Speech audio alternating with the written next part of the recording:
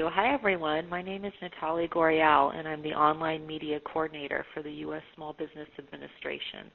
I'd like to welcome you to today's webinar. This webinar is made possible through a partnership with the United States Postal Service. We are really excited to work with the Postal Service because partnerships like this allow government organizations to come together in support of the small business community. It allows us to hold free webinars like this on a variety of business topics. In just a moment, I will turn it over to Bill Langbartles from the United States Postal Service. But before I do that, I want to say a little bit about why SBA is so excited about this partnership. We know that as small business owners and entrepreneurs, you need more of two things, time and money. Our mission at the SBA is to provide the nation's 28 million small businesses with the support they need in a world where time and money are both short. We do this through what we call the 3 C's. First, SBA provides capital to small businesses in the form of guaranteed loans to start, expand, export, or recover after a disaster. Second, we help small businesses with government contracts, which is a $100 billion market.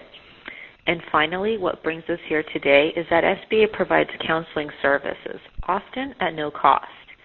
Many of you might be familiar with the SBA Resource Partner Network, including Small Business Development Centers, SCORE Mentors, Women's Business Centers, Veterans Business Centers, and our SBA field offices. I encourage you to visit sba.gov to learn more about what services and events you can find in our Resource Partner Network. In addition to the SBA Resource Partner Network, we work with organizations to bring in expertise in areas like direct mail. According to a 2012 study by ExactTarget magazine, 65% of consumers have made a purchase as a result of a direct mail piece. And so, through this partnership, we will offer you with some direct mail strategies to help you succeed. So let's get started. I'd like to turn it over to Bill from the United States Postal Service. Thank you very much, and hello and welcome to our webinar today. As we said, my name is Bill Langbartles, and I'm with the USPS National Sales Organization. And I've been with the Postal Service for a little more than 20 years, and 10 of those being in sales, where I've worked with customers on mailing and shipping and how the Postal Service can help their customers grow their business.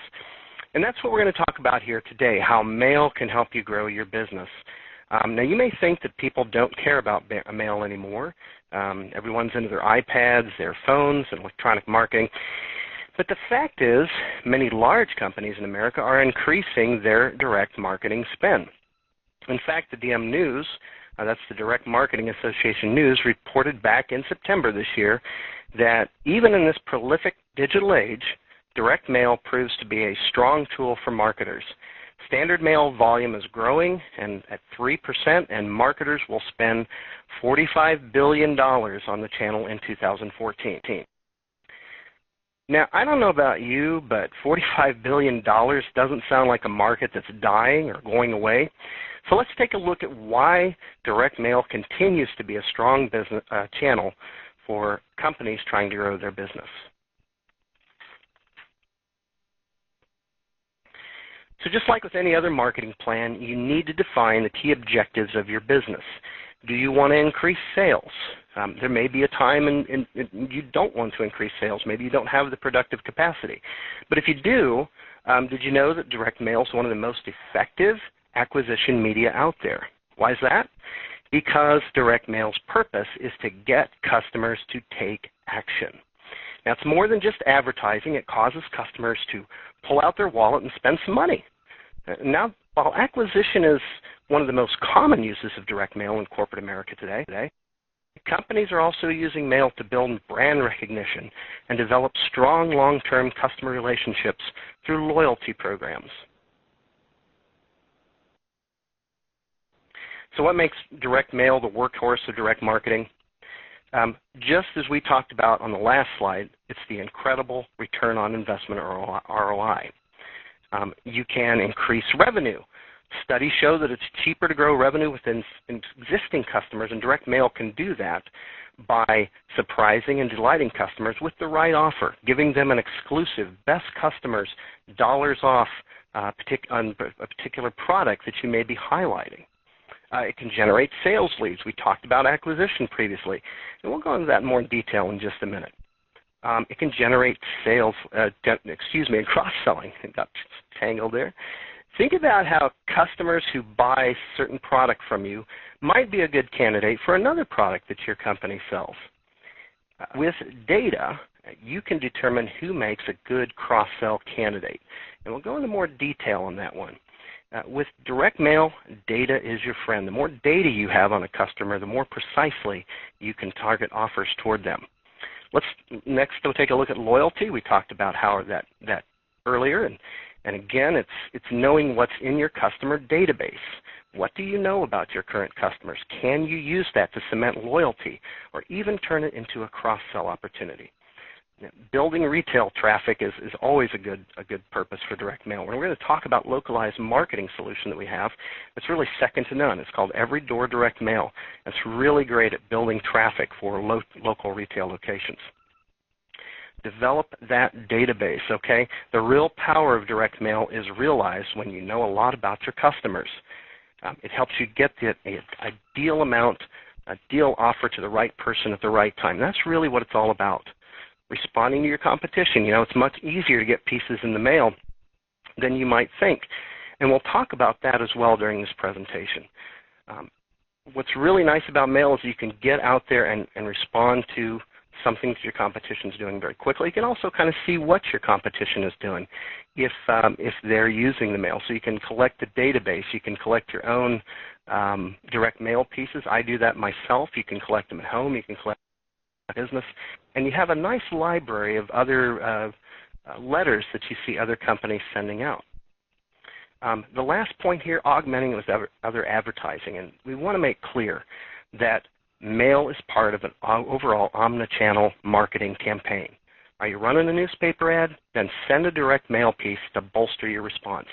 Are you running a radio commercial? Tell your listeners to watch their mailbox for a great offer. So it's really the message we want to get across is it's integration. It's getting this as part of your marketing mix.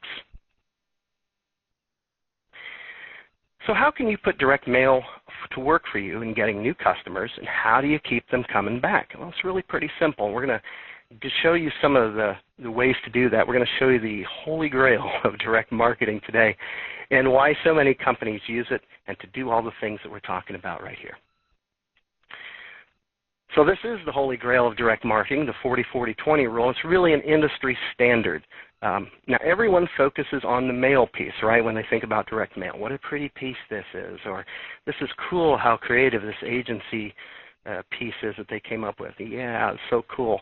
But the problem is, the real fact of the matter is the creative is really the least important factor when measuring success. The list is king. We have 40 here as part of that 40-40-20, but some experts really think it accounts up to 60% buy. That's a bunch, okay? So it really speaks to the need to have good data that is targeted to customers who will buy. Add an offer that will speak to the list. What will make them buy? Testing all of these elements is really important to get the best bang for your buck. And when we say testing, you know, do you say $25 off or do you say 25% off? What's going to drive the highest response?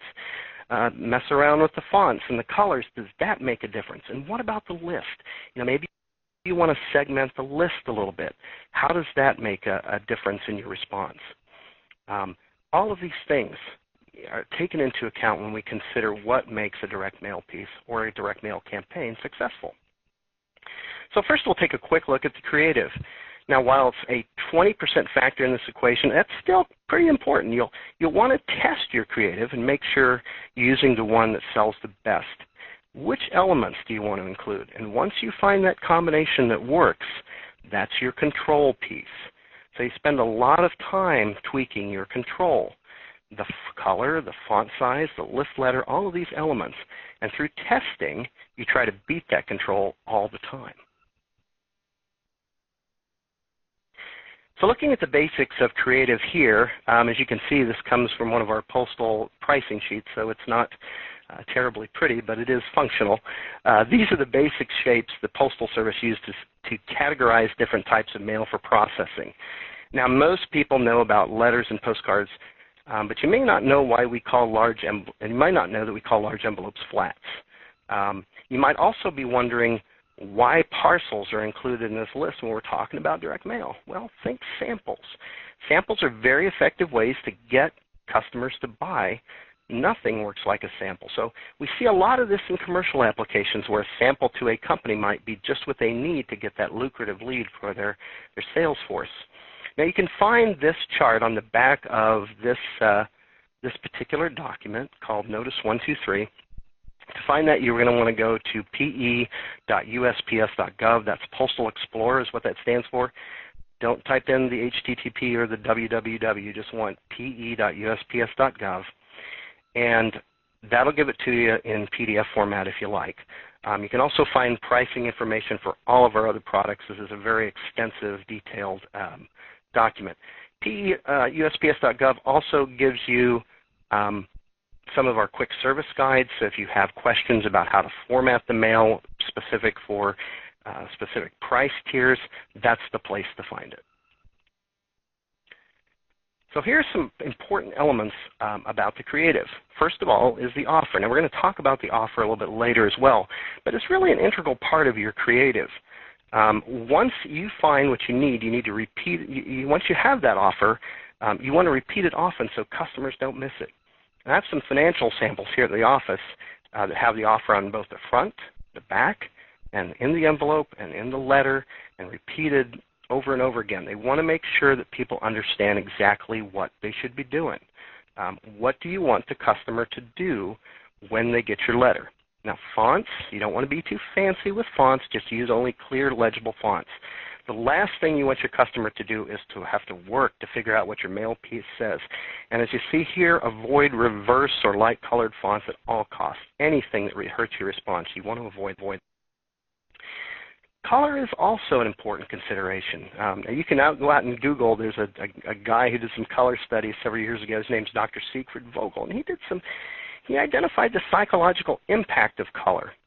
Some of you may have taken a seminar where the leader talked about the mood of certain colors. Well, those same concepts can be applied to direct mail when you're designing a piece. So take a look at that.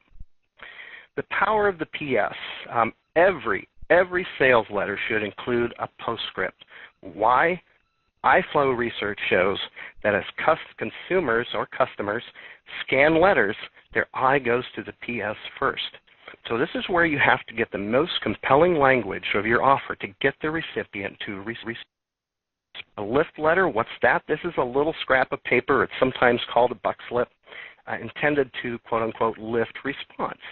So if you think about a lift letter, you may remember the old Publishers Clearinghouse envelopes from years ago that had the yes and no envelope. So if you opened the no envelope, there was usually a little yellow slip in there that told you, why you should be reconsidering, why you don't want to say no.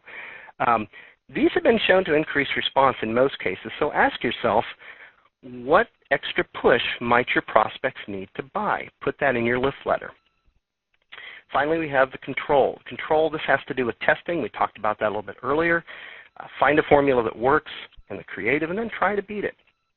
One well-known company that everybody here has heard of once had a control that worked for 28 years.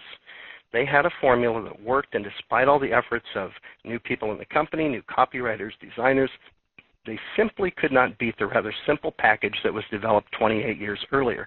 That's just phenomenal if you think about it, especially in the world of advertising. Does anything last for 28 years? Well, here was a control that kept producing revenue. Just something to think about when you look at your own controls. So again, you want to come up with something that works and then continually try to beat it with your next piece. Now we're going to talk about the most important element, and that's the list. Now, it makes sense if you think about it. Your house list that you have is probably the most important asset your company owns. It's really not the product, it's not the building or anything else, because the lifeblood of the list is your customers. And think about what you know about them or can find out about these customers. And that has more to do with your future success than anything else. And we'll talk about that in a little bit. Now, there are a number of different ways to find target customers in an acquisition list, but it all comes back to how well do you know your house list. once you know the customers there, you can work with a list broker to determine the profile that you need to find the right list databases. Lists have a number of different factors. We know residential lists can have the simplest level can be based on census data, so that's going to be included in that. We know where high-value customers live because people tend to cluster according to demographic factors, right? So another point of reference are psychographic factors. These groups don't cluster in the same way. For instance, you wouldn't find a neighborhood of fishermen in most cities, except by the coincidence that the neighborhood was on a lake. So geography can also play a factor. Forbes wrote an article in 2011 that showed that more than 80% of household income is spent within 20 miles of a consumer's home. So you might have a good reason to target those close to your business, that being driving store traffic, and capturing some of those dollars they're going to spend at local businesses. Buying behavior, obviously a very important factor, which leads us to our next slide. Now, before we go there, we're going to take a look at this little graphic over here.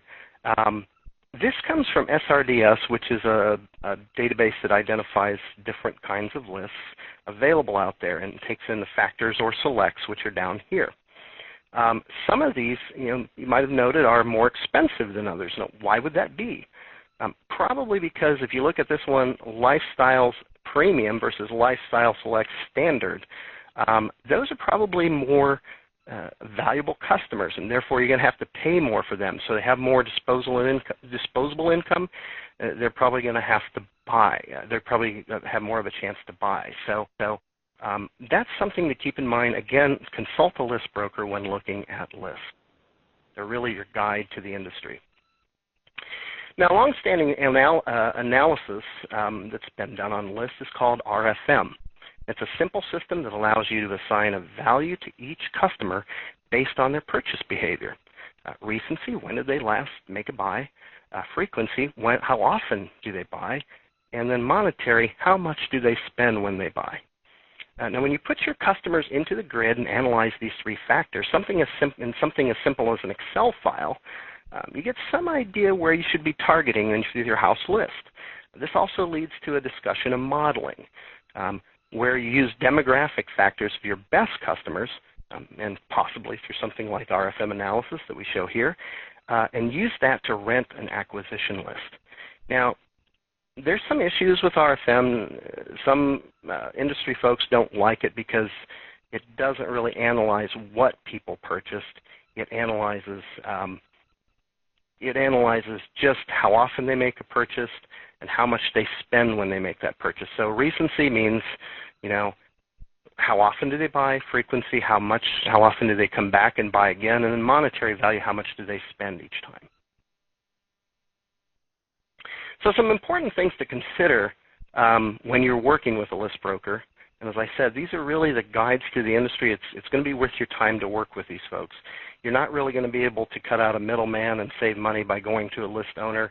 The industry is set up in such a way that the list broker works with them, sets up, negotiates the fees, and works with you to find the best thing. The reason a list broker is really a good option for anybody to look at is because they have a lot more experience with all these lists, so they know what makes good lists and which lists aren't so good.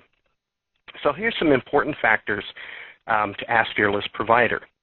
Number one, and the most important question, who has used the list before and repeated? Now, it makes sense if you think about it. If prior users who maybe look a lot like your company use this list more than once, you've got a winner, right? And keep that in mind. We're talking about renting, not buying. If you're buying a list, you've got something that will grow stale quickly and may not be updated.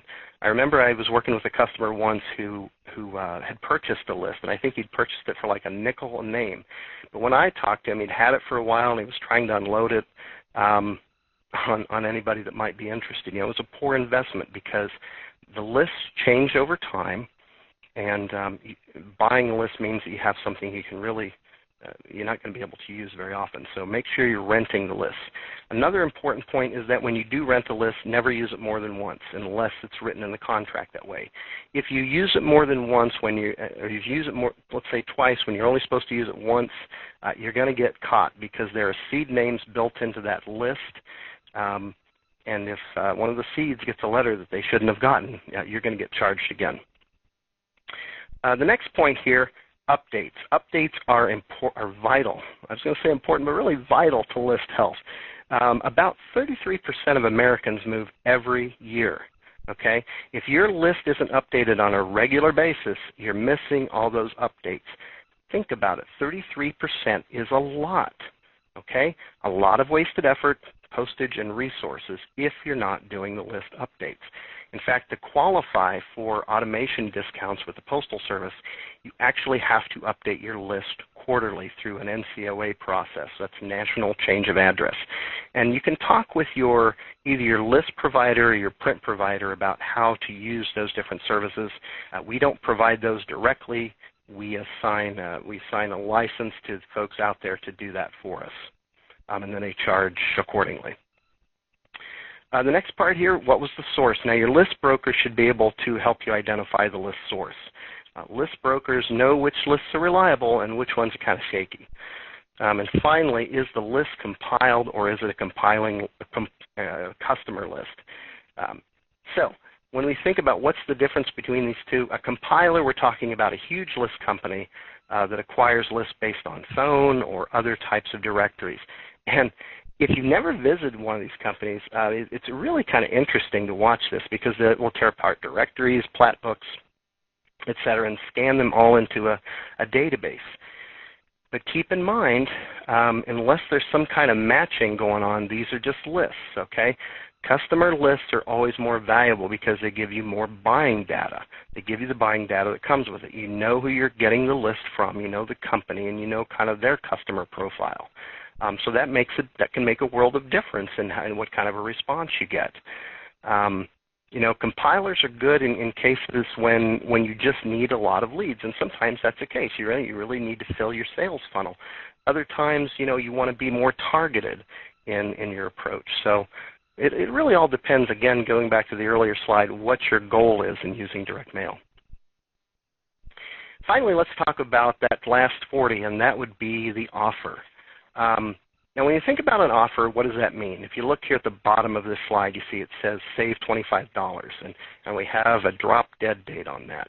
And so if we think about what makes a good offer, it's first of all got to be believable, okay? You can't promise the world, but you can offer somebody a free gift for acting on your offer. Involvement. Make them do something. Check a yes or no box. Go to a website. Scan a QR code, etc.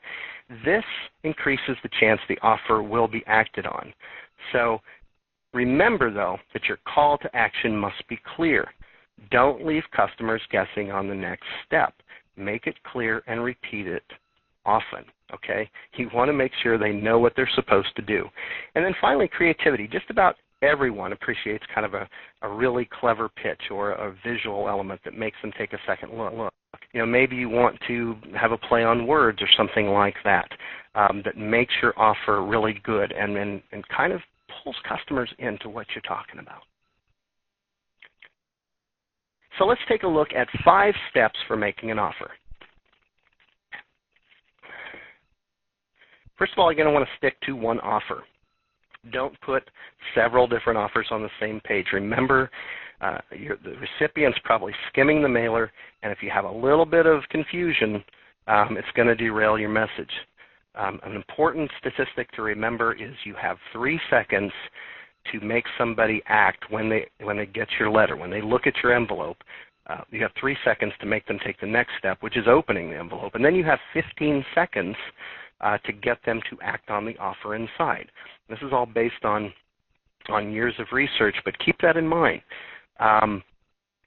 You know, you're going to have to get them to act very quickly, and you're going to have to get their attention very quickly. Use language that entices, even though they're used everywhere. Words like free, save, new, sale, guaranteed. All these things are always going to arouse some type of curiosity. You want to get a sense of urgency out there. That's what this limited time offer is all about here. Phrases like for a limited time only or call now, supplies are limited, these create excitement, encourage folks to respond. Display your offer prominently. Don't let graphics get in the way. Don't let busy colors overshadow your key message. One of the things I've seen on postcards is just multiple offers all over the place. You know, see good offers on that postcard, but if they're all over it, what am I supposed to do as a customer? Give them a place to focus and act on it. And then finally, again, tell them how to respond. If you want recipients to bring the mailer into the store, to visit a personalized URL, or to to see what's in the mail, and consider the time they spent with the mail as well spent. That's kind of amazing when you think about it. Can you imagine this, anything like this with any other type of advertising media? That's really the power of direct mail. Consumers, your customers, actually look forward to seeing what's in their mailbox. If we think about direct mail as a retention strategy, here we're talking about loyalty or retention. The 80-20 rule is going to come into play here, and this is what we call the Pareto principle. Since this is generally the way most businesses are structured in terms of revenue, it's safe to say that your marketing efforts should be aimed at the top 20% of your customers. So that begs the question, do you know who your top 20% of your customers are? If you don't, you should. Okay? So if you're going with that basis, if you're sending 5 to 6 mailers out per year to your house list, you're sending that out to everybody, you may want to add 2 or 3 flights, additional flights, with exclusive offers to your best customers out to those best customers, okay? Make them feel special. Keep them coming back and doing more with you. That's really one of the key points when you're looking at how you want to segment your lists. When you get a flight of direct mail going and you're using your house list, always go for the 20% and make sure that you communicate with them often. Now, we know that a lot of marketers and companies have shifted their ad dollars to digital marketing channels. You know, it's perfectly understandable. It's really difficult to imagine a more immediate or engaging channel. The great news here is that direct mail helps break through that clutter. A 2012 channel preference study conducted by Epsilon showed that 73% of customers or consumers have email they just don't get to. Does that ring true for you? I know I have thousands of emails in my Yahoo account that I just never get to. Thousands more get caught by spam filters. And that's not to say that email isn't important. It doesn't say you shouldn't abandon that channel or abandon radio. But think about it. If that's really the only thing that you're using, you're probably leaving money on the table. Mail can act as a portal to any digital content that you may have online. You can create a QR code, and you can usually do these for free online, and then put it onto your mail piece, and you have a direct connection to your customer's channel that spent 81%. Remember our previous slide, they spent 81%, spent several minutes with a day, according to the Mail Moment. If you do use mail as a hook to your digital marketing space, make sure you're including have a mobile optimized site. You don't want to send somebody to a PC site. You don't want them to be frustrated by that. The other nice thing is that you can also put those hooks that will help you measure that mail. And we'll talk about that in just a little bit. Let's talk about augmented reality. This is a relatively new concept that allows you to incorporate sound and video to encourage customers to engage with your brand. And we have a little icon here at the top that is the USPS AR app, which is available on the iOS App Store and also on Android. Kind of your homework assignment for today, go ahead and download that, put it on your phone, and then when you see one of our blue collection boxes nationwide, start the app and hold it up to the mailbox, and we have a little holiday treat for you. You may also have received some of our mail pieces through the year that uses this app. When considering AR, though, you need to have a specific app that works with the content. So it's kind of a two-step process. You have somebody that develops the back end and then makes the content on the piece, starts a movie or some kind of website experience. And if you've ever gotten one of these, the effect is almost magical. It changes a stale print piece into an animated show that appears to pop right off of the page. And again, mail is a great way to get this content to your customers in a medium that they trust. It also gives you a chance to note who engaged with your piece. Now, we talked about measurement a little bit earlier. If you build an augmented reality piece, you can work with your provider to put in those hooks that we talked about, so that when somebody does scan your piece, you know who they are because they're uniquely tied to the address that's on the mail piece. You know how often they engage with the piece, and most importantly, you know which folks use that engagement to buy. Okay? If you're using some kind of mobile marketing now, chances are you have a hard time determining who made a purchase, because we like to engage mobile marketing on our phone, but then studies show that we go to our PC to make a purchase. And marketers know that we kind of lose people in between there. If you have that on your mail piece, as we're indicating here, then you've got them tracked all the way along. You know who's doing what. And that's really important when you consider your next marketing campaign. So let's talk about how you want to get started with direct mail. A little bit of just a few things to look at here. Just define your marketing strategy and goals. You want to identify the customers that you want to reach. Develop your message. We talked about the 40-40-20 rule. Design creative and impactful pieces. It only goes without saying, but again, they need to be creative, but they also have to be focused, and they have to be focused on getting a response. And always, always, always measure your results. And that brings up a question. For the marketing that you're doing right now, for the advertising that you're doing right now, are you able to measure it? If you can't answer that question, you're a little bit squishy about it, you want to take a look at direct mail, because there's just all kinds of ways to measure it and prove the value of direct mail when you use it. So let's take a look at some tactics. Use mail to get customers. Target the ones who are most likely to buy. Manage existing relationships through a loyalty program. These are some of the things we've talked about a little bit. We're talking about your house list here when we talk about loyalty. One thing we haven't talked about is how direct mail can help you reach customers in a geographic area. Now, if you're a retailer listening to this webinar, you know that your business rises and falls based on store traffic. And you know also that most consumers do 80% of their spending within 20 miles of their home. So that calls for a localized marketing solution. I told you at the beginning we're going to go into this, and direct mail, or specifically Every Door Direct Mail, really delivers here. Every Door Direct Mail specifically is a simple way to get your message into the mail and into the hands of new customers in your neighborhood. This is really our small business solution. If you run a franchise or a standalone business, this is the easiest way to get started with the mail. Now, you won't have the degree of targetability that we talked about in terms of having the list and other things, but you will have a way to quickly and easily get into the mail. You don't need a list to use Every Door Direct Mail, and you don't have to have a postage permit to do it. You can go online today, just go to eddm.usps.com and use our free online tool. That will help you identify neighborhoods within a certain radius of your business. And then we've also linked up with the U.S. Census Bureau to give you some data about the neighborhoods that you're marketing to. So you can kind of target your offer based on the neighborhood demographics. If you're going to a senior neighborhood, maybe you want to change up the offer as opposed to if you're going to apartment buildings, which might have a lot of younger folks. All of that's there for you to kind of do some simple targeting.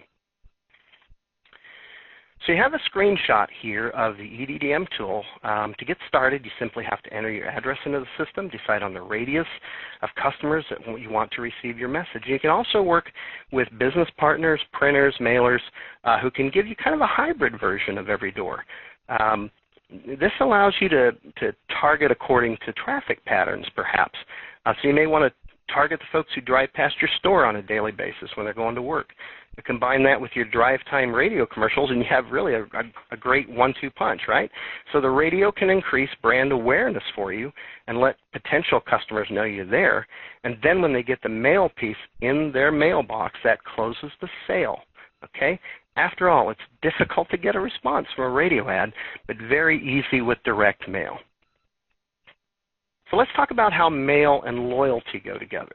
Loyalty can be very simple, and we've all used punch cards at the local pizza shop or barber, but think about how much you're missing if you're not collecting the data on your customers. Remember I said that data really drives direct mail. Now, if you know how often a customer comes into your store, how much they spend, etc., what would you do with this data? Would that change the way you market? Would that change the way that you do things right now?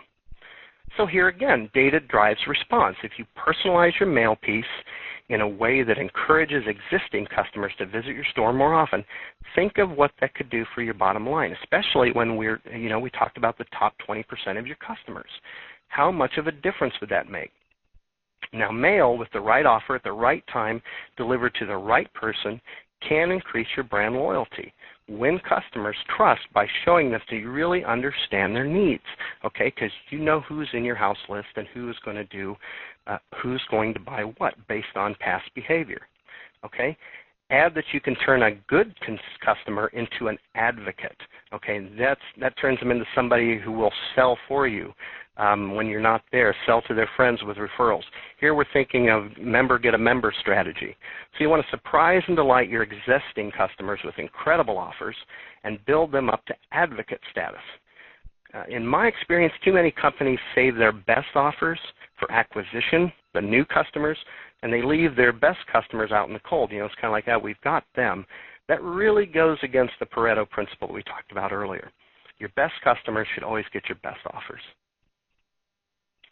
So here's some other ways that you can simply build customer loyalty. Thank you notes. Thank you notes are pretty rare in today's world, but they do get noticed, okay? It doesn't have to be fancy. It just shows that you're paying attention to them and appreciate their business. Feedback, the health of any business depends on customer feedback, and customers usually appreciate the opportunity to provide that. Make it easy for them to respond and include an offer, possibly cross-selling opportunity for them. And think about how customers may give you feedback differently through the mail than they might on social media. The social media, maybe it's a little more, a little more guns blazing kind of thing, whereas you'll get real feedback from customers who are getting a direct mail piece. Apologize. Think about that. If you were an employee, mess up, apologize. Let's say you don't have a hot item that everybody wants in stock. Again, assuring customers that you understand their frustration and want to make it up to them with a terrific offer. Let's say 25% off their next purchase. It's a great way to stay in their good graces and keep them buying. Okay? And finally, nothing works better than event marketing. Here we have the offer special on your birthday or anniversary. If you're a retailer, you know this. Birthdays and anniversaries or other special days, it just makes the point that if you have a loyalty program, you can be on the punch card and get your customer spending data so you can understand how you should be marketing them and maybe when you should be marketing to them. So we've talked about return on investment, and that's really where direct mail shines. As a mature medium, there's lots of documented methods of measuring your response, or more importantly, your conversion rates. How many people buy, okay? Response rates are one thing. Does somebody respond to an ad? A better measure, of course, is how many bought once they got the ad. Because after all, if they're not buying, does their response or click-through rate really matter? Test the elements of your creative and test your offer. Tinker with the list segments. Measure, review, plan for future campaigns. Direct mail is always kind of a learning process, and that's what makes it so powerful. So that brings us to our final point. Direct mail is not advertising in the traditional sense. I really love this quote from the Geller Marketing Group because it gets to the point of why businesses use direct mail. The intent behind the medium is to get your customers to respond and respond now. Now, if you think about this, think of direct mail as your little salesperson in the mailbox. Mail doesn't annoy customers. They look forward to seeing what's in the mailbox every day. They take the time to go through their mail. So your piece gets the time it deserves depending on how well you did your job in the offer, in getting the list, and in the creative. Research has shown, once again, remember this, you have 3 seconds to get customers' attention on the outside envelope. 15 seconds to convince them once they start reading. And you always, always, always want to include a PS in your sales letter. Repeat your offer over and over again so they know exactly what they're supposed to do. We talked about the 3 seconds, 15 seconds. That doesn't sound like a lot of time to get people to make a decision on whether they want to keep your piece or pitch it. But how much how much time do consumers give to emails once they hit a spam filter, or if they just want to clean all but their personal emails out of their inbox? And again, emails are important, but it shouldn't be the only channel that you're using. So now here's kind of our call to action for you today. Visit our website at usps.com to get started. Now you'll find all kinds of resources here, including Every Door Direct Mail, which we discussed, our USPS affiliate program participants. And these are print shops and printer mailers that can help you get started with direct mail right away. Service providers can also provide a complete solution for you. That can save you money in the end because these folks may have access to additional discounts with a postage permit that you don't, and they can take advantage of our work sharing programs and do mail. So going to them, you can actually might be able to get in the mail cheaper than you could if you did it yourself, except for Every Door Direct Mail. Every Door Direct Mail is our do-it-yourself service where you can put together your entire mail piece and get it into the mail using the tool. The more sophisticated mailings that have targeting you should be using a partner company. So if you look at our website here, if you click on the advertising mail, this red part here, you're going to be taken right to our Every Door Direct Mail site, and you can do a little exploration around that and see what will work best for you. So I'm going to leave that slide up so you folks can copy that down. And Manny, my colleague on the call, do we have any questions? Yes, Bill, we do. Thank you very much. That was really informative. We have quite a few questions. I'm trying to group them together. There's a number of questions related to list, finding a list broker. You may have addressed that in your final slide, but how does one go about finding a list broker? What would you recommend? What kind of avenues can they take? Is there directories? Is there how do you actually find a list broker? How do you what do you look up?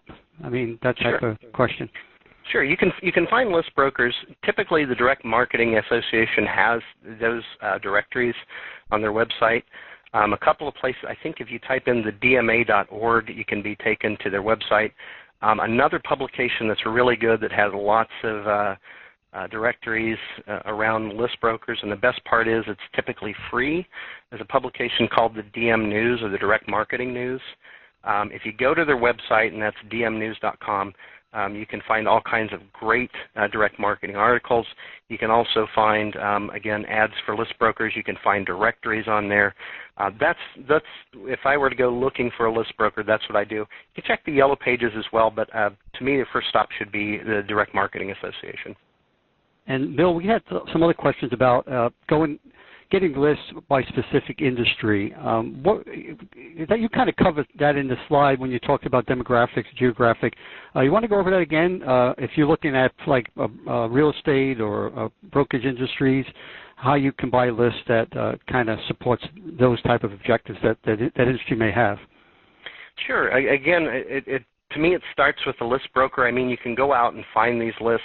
SRDS and just Googling a couple of other list sites, you'll get basic information about some of the lists. You can also, if you sign up for the DM News, you can even have these sent to your inbox every day, so you'll get offers that way. But I would, again, start out with a list broker. If you can't find a list broker, you may check with your printer mailer. They may have somebody that they work out with frequently. And again, that may be as simple as going to the local print shop in your hometown, or if you use somebody else, maybe a larger. So much can be done through the Internet. So if you're looking for those kinds of lists, again, I would go to the industry experts and ask them to help you find that. And again, it goes back to you don't want to just have the list. You want to know about the list quality. And that's where a list broker makes a huge difference, because they know they've used this list with other customers, and they can tell you, I used this list with Company X. They looked a lot like you, like your company, and it really worked out well for them. So again, really advise you to look for those list brokers to help you find those kinds of lists. And that kind of leads to the next question. We received several questions about how do I find a good list broker? And I would imagine, Bill, that goes back to those questions about lists. Yeah, I mean, just asking. Let's go back to that slide. Let me see if I can find that real quickly. Okay. It's going to make me circulate through here. I'm trying to take it the fast way, but it's not going to work for me. Oh, before I do that, one thing I did want to mention, this is also an app that I forgot to talk about during the presentation. This is called USPS Ideas. Again, that's in the Android and iOS app stores. Lots of good direct marketing tips here that you can have right on your iPhone or on your Android device. Again, USPS Ideas, just do a search for that. You should be able to find it. Let me go back here. Sorry, this is taking longer than I thought it would. Here we go. Here's our list questions.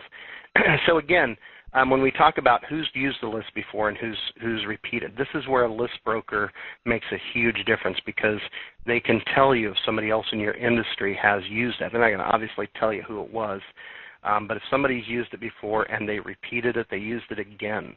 Really a critical question because nothing is a vote of confidence, and somebody laid down the dollars for that list again. When was it last updated? A critical question because lists get stale very quickly. As I said in the presentation, when you do an automation-compatible mailing with the Postal Service, we require that you have that list updated through some kind of a process, be that National Change of Address or NCOA quarterly before you can mail. That's something you'll want to check with your list provider, make sure that's being done. If that isn't being done, you take that list and you don't have the certification from them, when you take it to the printer mailer, they're going to ask for that. And if you don't have it, they're going to say, well, to qualify for automation rates, we got to have that. And then you may pay for something that's already been done. Again, find out what the source is. You know, where did this list come from? What type of a company was this? And again, compiled versus customer lists. You can do compiled lists if they're overlaid with demographics. So typically a list compiler, and here I'm thinking of like Info USA.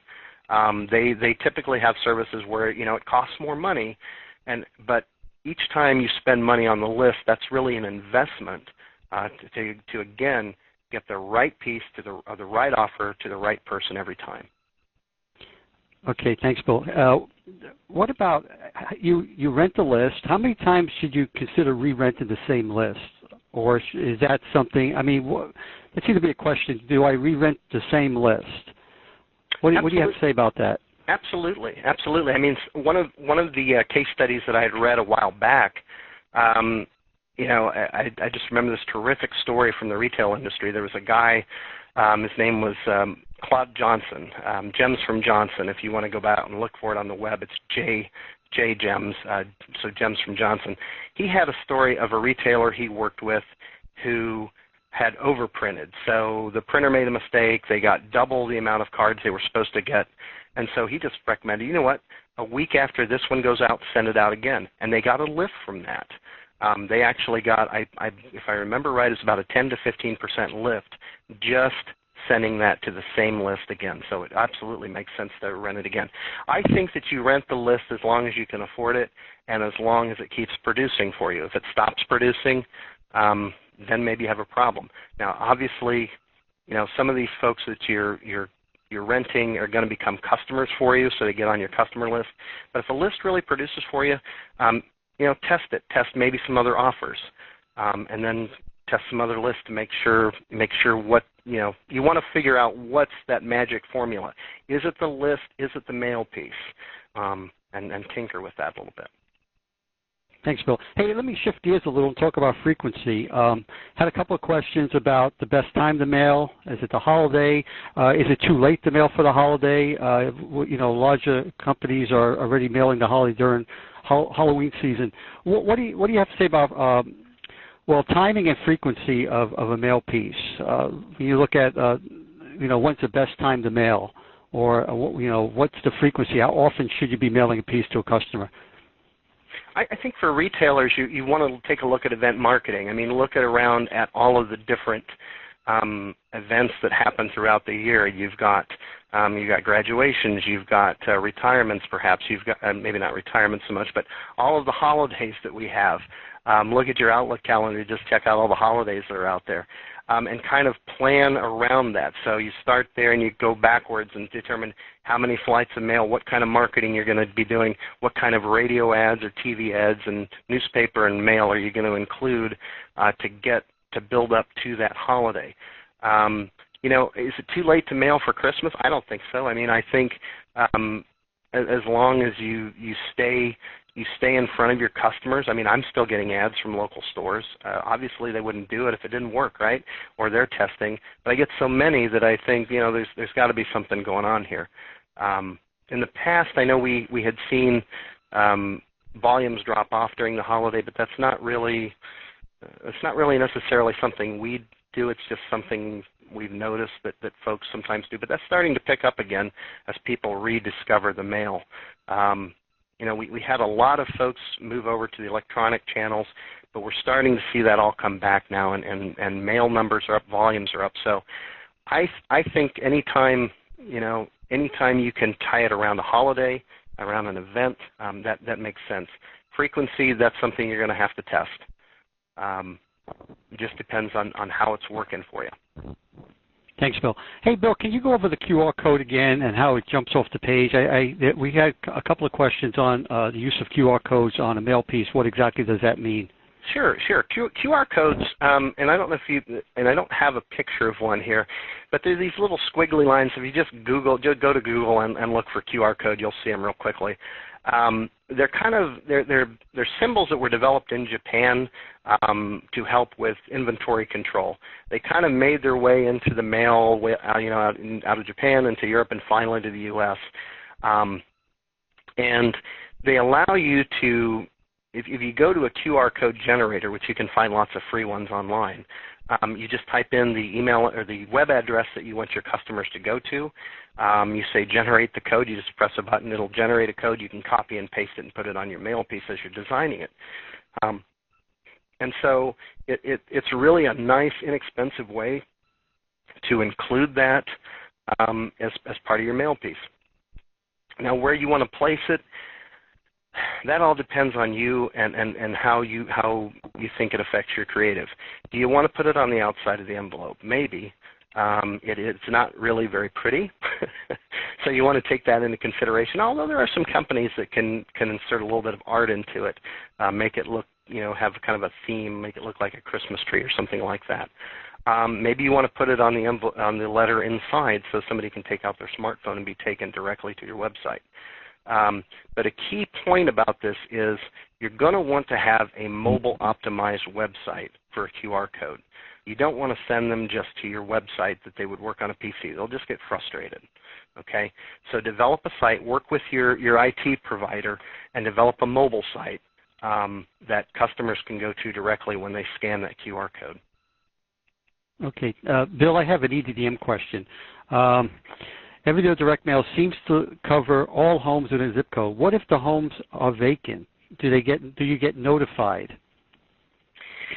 No, the Postal Service won't deliver to a vacant house, and we're not going to provide notification that a home was vacant. I mean, what happens is you go to the website, and that's based on our national address database, and so we will show you the possible deliveries for a particular route. Now, I used to be a letter carrier, so I know these things change all the time, okay? So you may have a house that was vacant today, and tomorrow somebody's there, and you're not going to have that intelligence to know that unless you're doing those updates. So, you're going to have some that get, tossed because they can't be delivered or there's too many of them. But in general, you're going to get route counts on the website, and then you're going to be able to produce enough mail pieces to hit every single address in a particular route. I will tell you a little story here. I worked with a grocery store in my territory once who said it was the best thing that they'd ever seen. They had never had a media that could hit 100% of a given neighborhood. That was because they said, we look at newspapers now. Newspapers are good, but really only 30% of the population are subscribing to newspapers. Every door direct mail got everyone. So again, it goes back to having lots of different media that you're using to get to your customers. Don't depend on one media alone. Thanks. Hey, Bill, we got time for a couple more here. Is there a limit in the number of direct mailings you can send out? Is there a limit? Absolutely not. But there are minimums, though. Oh, okay. We're talking about. Okay, so we're talking about every door direct mail. Yes. You're talking about every door direct mail. Now, every door direct mail retail, you're going to be limited to 5,000 pieces per day. I believe 5 post offices a day, and so 5 zip codes. And so you have some limitations using the free tool that we talked about online. If you go to a list provider or if you buy your own postage permit, which runs in the neighborhood of, I want to say, $250, $300 a year, you take off those limits. I mean, at that point, you can mail to as many as you want to, as often as you want. So a key component here is every door direct mail retail. That's the do-it-yourself. You can do it all online. You don't need a postage permit, and you don't need addresses. Versus every door direct mail, BMEU, that stands for Business Mail Entry Unit. That one, you also don't need addresses, but you do need to have a postage permit. And that one you can mail as many as you want. Key point here is that you're going to get the lowest postage rates with every door direct mail if you actually take it to the post office that it's delivered by. With retail, you have to do that. You don't have a choice. With the BMEU version, we can do the delivery from one of our plants, but it's going to cost you. And a lot of folks will just either have somebody deliver that for them to the local post offices just to save that money, because the price break is pretty significant. Thanks, Bill. Bill, last question. There were a number of questions we couldn't get to, but here's the last one. Will this presentation be available at the end of the session? I believe the answer is yes. Maybe Natal, that's a question for you. Yes, the webinar is being recorded, so we will send a link. We will send an email to the webinar recording and also a link to the slides early next week to everyone who's registered. Thank you, Natal. And that's it for the questions. Great. Yeah, so thank you all for participating in our webinar. And again, as I mentioned, you will receive an email early next week with the link to the recording and also a link to the slides. So thanks again, everyone, and have a wonderful day.